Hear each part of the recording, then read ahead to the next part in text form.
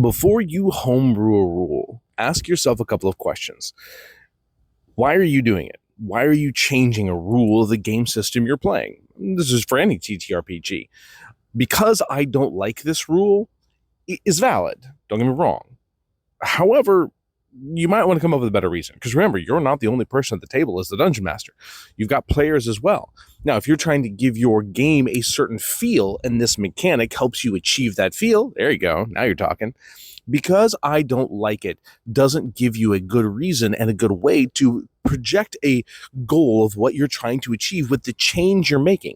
All too often, we will change a rule because we don't like it, but we don't know what we want to change it into or why we're changing it to begin with. It just doesn't feel right.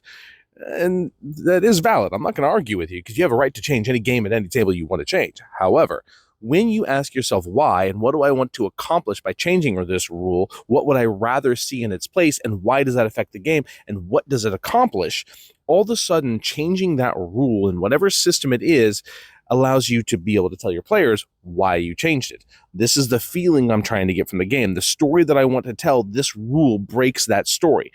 Then you have a really valid reason of changing the rule. In addition to that, it helps your game be more cohesive, and it gives you the ability to tell the story you want to tell when you give it just a little bit more thought. I'm not saying don't homebrew. I'm the king of changing rules, but give it some thought before you do. Food for thought.